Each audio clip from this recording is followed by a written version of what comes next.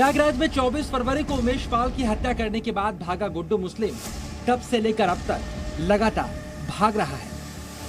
गुड्डू मुस्लिम आगे आगे है और यूपी एसटीएफ की टीम उसके पीछे पीछे। लेकिन यूपी एसटीएफ जिस गुड्डू को अतीक गैंग का सबसे खतरनाक अपराधी मानती है, उस तक पहुंच क्यों नहीं पाई? और क्या यूपी एसटीएफ इस आंख मिचोली के खेल को बहुत जल्द खत्म करने वाली है? ये सब कुछ बताने से पहले हम आपको बताते हैं गुड्डू मुस्लिम के बारे में लेटेस्ट अपडेट क्या है।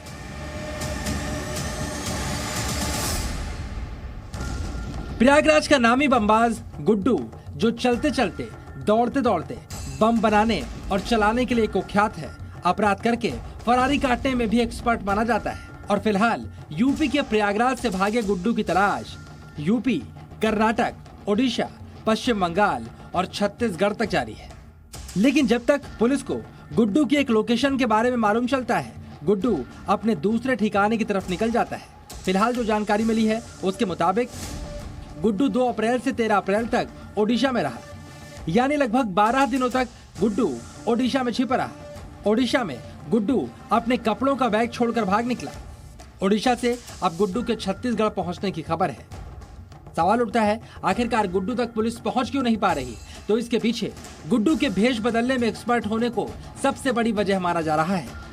बताया जा रहा है अशरफ से बरेली जेल मिलने जाते वक्त और उमेश पाल की हत्या करते वक्त दाढ़ी को शेव करने वाले गुड्डू ने अब अपनी दाढ़ी बढ़ा ली है। यानी गुड्डू किस वक्त किस तरह का दिखाई देगा, ये किसी को पता नहीं रहता। उमेश पाल हत्याकांड में फरार चल रहा गुड्डू मुस्लिम लगातार पुलिस को चकमा देने के लिए अपना वेश बदल रहा है। कई बार पुलिस उस तक पहुंच जाती है, लेकिन वेश बदलने के कारण उसको पहचान नहीं पाती है और इसी का फायदा उठाकर गुड्डू मुस्लिम वहां से फरार हो जाता है। फिलहाल पुलिस की जानकारी के अनुसार गुड्डू मुस्लिम ने अपनी दाढ़ी बढ़ा ली है और लगातार अलग अलग राज्यों में जाकर अपनी वेश बदलने की जो कला है उससे पुलिस को चकमा दे रहा है। लेकिन 24 फरवरी के बाद लगातार फरार चल रहे गुड्डू मुस्लिम के लिए आगे पुलिस से बचना मुश्किल होगा। अब इसकी वजह भी समझिए। गुड्डू अब तक इसलिए भी पुलिस से बचा हुआ था क्योंकि वो कोई सुराग नहीं छोड़ रहा था। गुड्डू अब पुलिस से बचकर अकेला ही भाग रहा है। गुड्डू के साथ उसका कोई साथी मौजूद नहीं है और भागते भागते गुड्डू के पैसे भी खत्म हो गए हैं और अब गुड्डू कुछ पैसों के जुगाड़ में लगा हुआ है। ये भी साफ है कि अगर गुड्डू के पास पैसे खत्म हो गए तो उसका आगे भागना मुश्किल होगा। इधर गुड्डू के छत्तीसगढ़ में छिपे होने की बात सामने आने के बाद सीएम भूपेश बघेल ने भी मदद मांगने पर यूपी एसटीएफ की मदद करने का आश्वासन दिया है। यदि कोई अपराधी यहाँ छुपा है और छत्तीसगढ़ की पुलिस से यदि कोई सहयोग लेना चाहते तो हम बिल्कुल सहयोग करेंगे। गुड्डू की तलाश जारी है और दूसरी ओर अतीक अहमद की पत्नी शाइस्ता की तलाश में भी यूपी पुलिस दिन रात एक कर रही है। यूपी पुलिस को खबर मिली है कि शाइस्ता प्रयागराज के आसपास ही छिपी है। खबर मिलने के बाद शाइस्ता की तलाश में एक बार फिर से पुलिस ने कौशाम्बी के 2 गांवों में छापेमारी की है।